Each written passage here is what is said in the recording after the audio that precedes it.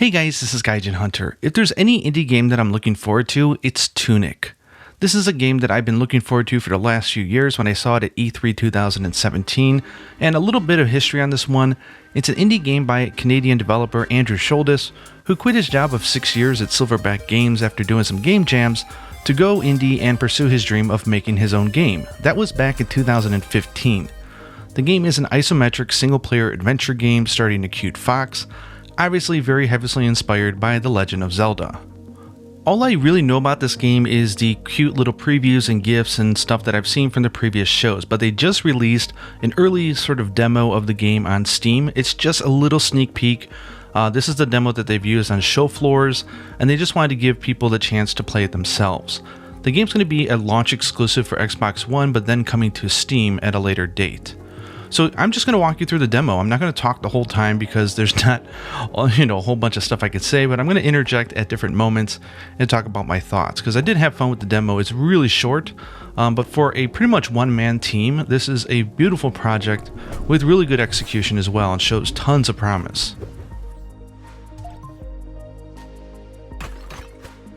So of course it makes sense that the first item that you get is something that allows you to break pots, which is a stick.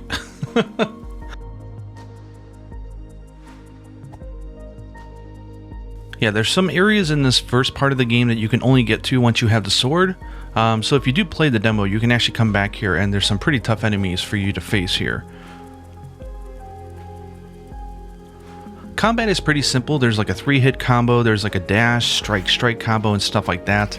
But you hold left trigger to lock onto an enemy and then you can easily dodge it, use shields, jump out of the way, hit it and stuff like that. The implementation here of hit stopping, which is with a drop in frame rate when you hit an object that shows you that there's weight behind your hit, is really well done and super satisfying, especially in the beginning of the game when you got these weak little slime things that you're hitting. It really feels that even though you're wielding just a stick, that you're really bashing them over the head. There is no key that I can find in this demo to open this door, which kind of stinks. I looked all over for it. I spent about an hour. So if it's there, let me know. I don't think it is though. This statue up here pretty much is like a save state, so if you do this, if you die, you respawn at the last statue that you sort of saved at. I don't know whether or not he'll actually have instructions when the game comes out, because I was reading an interview where he likes the idea of the player discovering how to play the game, like all the mysteries and everything, those aha moments.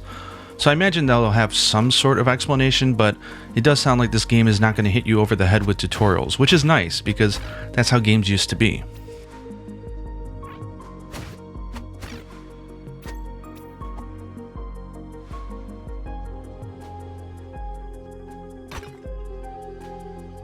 I think this game is made in Unity. I'm not sure though, but it doesn't seem like it's going to be that much of a performance-heavy type of game because of the artistic design being a little bit more simplistic. So hopefully it'll run really good on whatever device you're using. This is obviously a PC demo, and my PC is decked out with like an RTX 2070 Super, so it's way too much for a game like this. Although you can't read any of these messages, the art is really cute, so I definitely like the vibe that this game is giving off.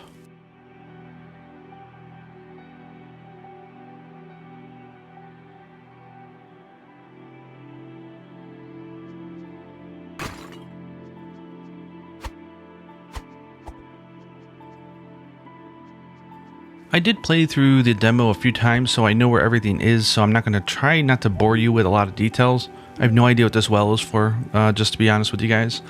But I didn't want to do weird edit cuts, because I think when you do jump edits in a demo or gameplay, you start to lose a feeling of what's actually going on.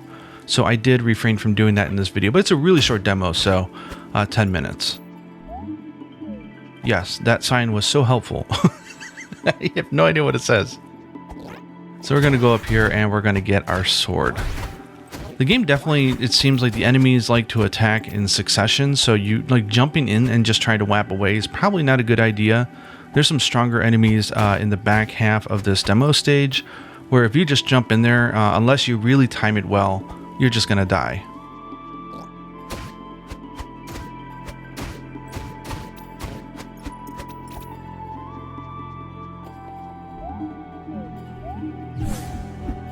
Alright, and now we got a sword. So you can go ahead and equip anything you want on the 3 buttons here. I have sword, healing item up top and then the branch. But you can set this on the fly however you want. So now we can cut down these tree things, these little rectangle trees. So I'm going to go around and have a little bit of fun with that.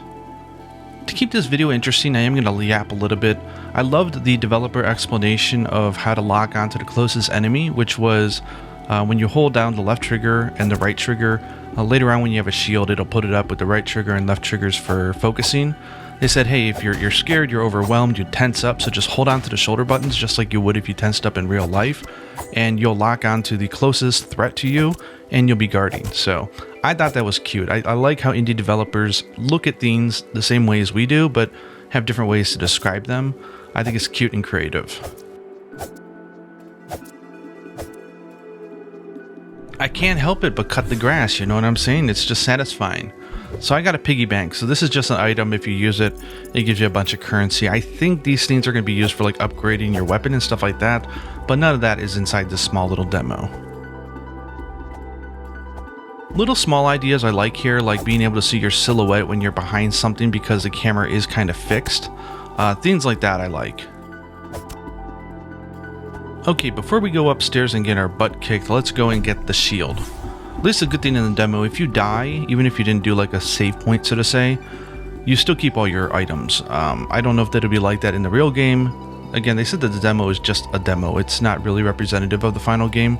And we don't even know when the final game's coming, to be honest. I was kind of hoping that it would be a launch sort of exclusive for Xbox One this holiday season. But who knows if the game will be ready, because it's an indie game. Like, these things take time and it's very hard to schedule out. So this guy is tough. He kicked my butt probably 6 times off camera. So I'm showing you sort of my good run, where I got a much better idea. Instead of trying to use my shield, which consumes stamina if you get hit, I was just dodging. And if you dodge and you strike at the right time, you can do some big damage. So here's me just not knowing how to deal with him and getting my butt kicked. So I'm going to run back and quick save and then try him again. Okay, that I am going to skip out a little bit because it's literally just running back and saving so I can get my health back. So let's go and take him on. Hey, you remember me? You remember what you did to me last time? So take care of these two guys. I love this combo that you can do. If you do a dash and then attack, it allows you to do 2 sort of forward thrusts really fast, which do a lot of damage. And generally in this demo, we'll take care of all the enemies. Yeah, so here we go, using that sort of technique on this guy here. Very satisfying. And inside here are bombs. I actually wasted the bombs off screen trying to kill another enemy, which I'll show you in a second. The bombs are cool. You just lay them down and then they blow up and do lots of damage. So now that I have a sword, I'm going to run back to the very beginning part of this demo so I can look at all the different treasure chests that were hidden and stuff like that. Yeah, so I'm going to do a jump cut, just one of them, because you didn't really need to see that. So we're back in the beginning area, but now that we have a sword, we can go ahead and hack and slash stuff. So very Zelda-like again in this idea of once you get a new item, coming back to previous areas. The construction things make me feel that obviously you can't get past this, it's just a demo. It's a cute way of locking people out, isn't it?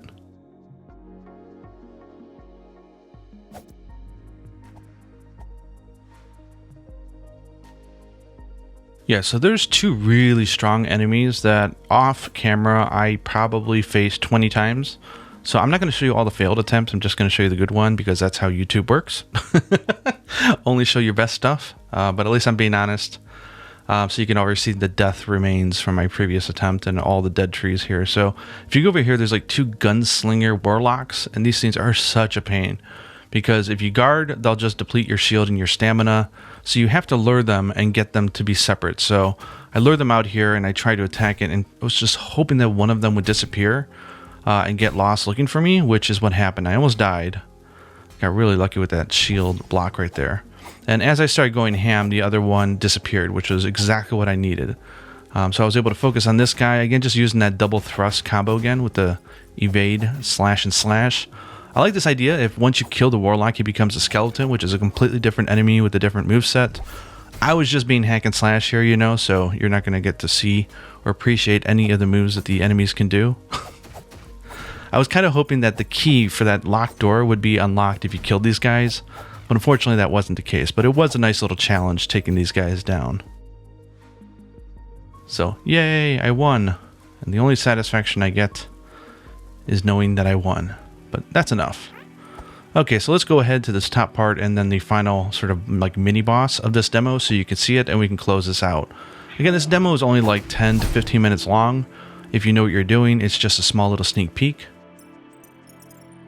But I like it. I mean, I didn't know what to expect, but the controls were really snappy. It felt really good to play. The pacing felt nice. I like the environments and the art style. The music is chill.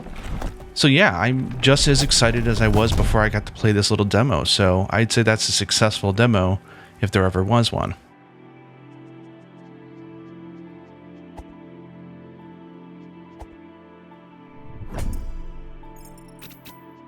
I'm going to ignore this little thing here, but there's a way to create a shortcut.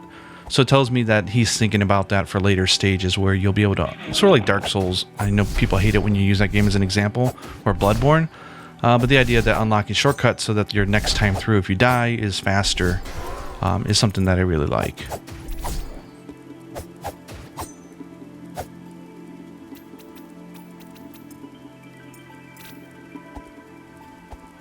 So I'm going to go over here and get a healing pot before I go in. There's one mini boss at the very end of this demo. Even if you die or if you kill it, once you enter the area, like that's the end of the demo. And you don't get anything for defeating it, which was a little disappointing. Because I did do a few attempts and I figured out that the enemy is spawning, you can attack it, and that allowed me to get a lot of damage off on it, so I could easily defeat it. Well, not easily, but you know. As long as you use your shield, I think you'd be fine. And here we go. So this is the final area, so no matter what happens here, the demo ends and you just go back to the beginning. It's a demo, it's free, you can download and try it, so if you got a PC, I imagine that this thing will run on lower spec PCs as well, so go ahead and give it a shot. I don't know, let me know what you guys think. I think this game is cute. I'm really looking forward to it. Obviously, I play on Xbox as my main console outside of Switch, so even better for me. But it's going to be coming to PC so that other people can enjoy it as well. Hope you guys enjoyed this little preview, and until next time, happy foxing.